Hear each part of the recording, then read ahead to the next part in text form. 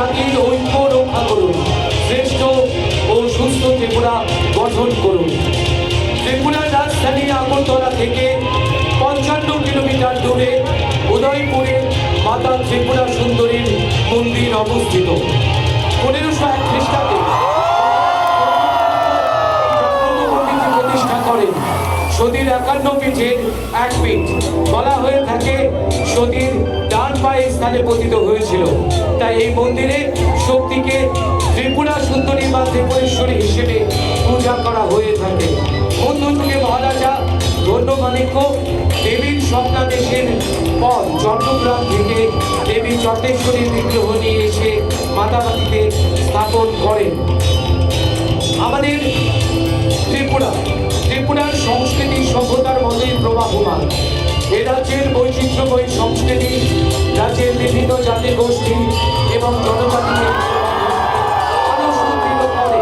মিশ্র সংস্কৃতি রাজ্যের জনগণের একতা, সৌভ্রাতৃত্ব এবং ঐতিহ্যের পরিচয়।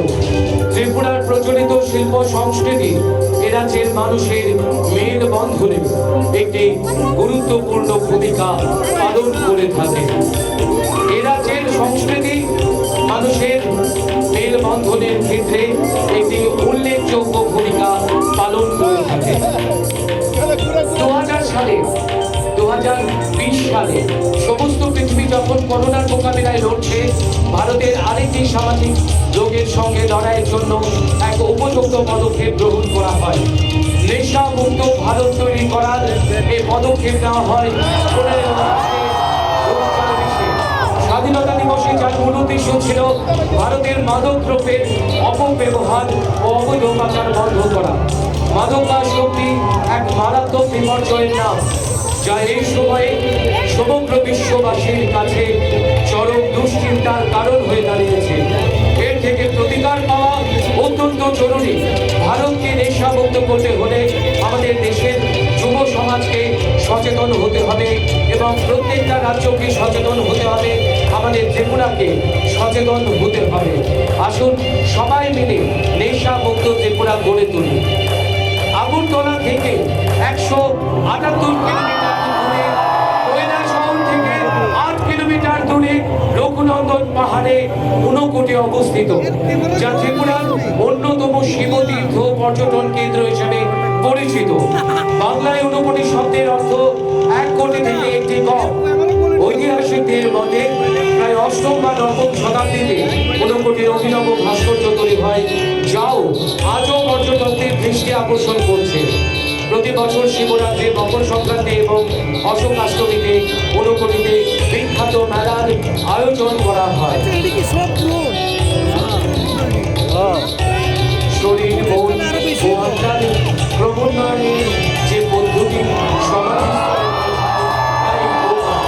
শরীর, মন, বুদ্ধি ও অহংকার আত্মারই বিভূতি বা শক্তি যোগ বুঝতে হলে নিজের সংকীর্ণ পল্লী ছেড়ে সৃষ্টি মনের দিকে তাকাতে হবে।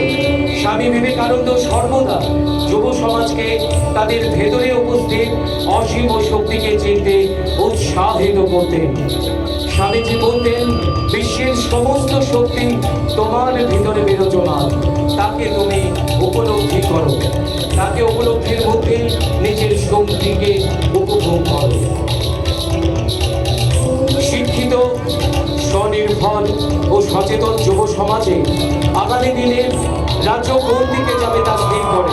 ত্রিপুরা সরকারের যুব বিষয়ক ও ক্রীড়া দপ্তর যুব সমাজকে নেশার কবল থেকে মুক্ত করতে সমাজ ও প্রশাসনকে একযোগে কাজ করতে আহ্বান জানাচ্ছে। তার জন্য নানান ধরনের কর্মকাণ্ড ও খেলো ত্রিপুরা, সুস্থ ত্রিপুরার মতো বিভিন্ন কর্মসূচি গ্রহণ করা হয়েছে। রাজ্য সরকার চায় ছাত্রছাত্রী, যুবক যুবতীরা তাদের মানসিক বিকাশে আরও বেশি করে ক্রীড়াক্ষেত্রে নিজেদের মনোনিবেশ করুক, তাহলে তারা নেশা বিমুখ হয়ে থাকতে পারবে। ক্রীড়াঙ্গনে রাজ্যের মুখ যাতে আরও উজ্জ্বল হয়, সেজন্য সংশ্লিষ্ট দপ্তর নানান পদক্ষেপ নিচ্ছে। ক্রীড়াক্ষেত্রের পরিকাঠামো উন্নয়নেও বিশেষ নজর দিচ্ছে। আসুন আমরা সবাই মিলে এক নেশামুক্ত সমাজ গঠনে বদ্ধপরিকর হই। নেশামুক্ত ত্রিপুরা, নেশামুক্ত ভারত, জাতীয় সংহতি রক্ষা করুন, সুন্দর দেশ নির্মাণ করুন।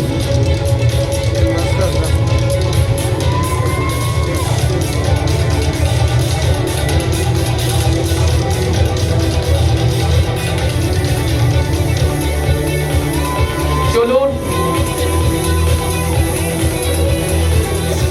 আমরা সকলে এই মাঠে যারা আমরা রয়েছি, আমরা সকলে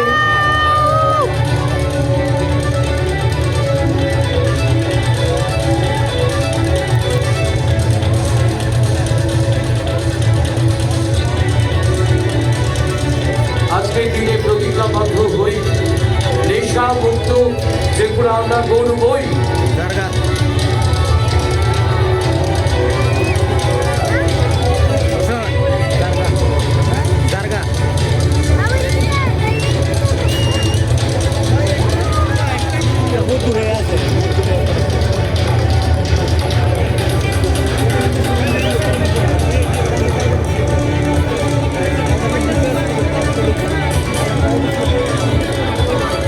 কোনো গ্রাউন্ড ছাড়া না হয়তো এদিকে কোনো না এত বড় জায়গা।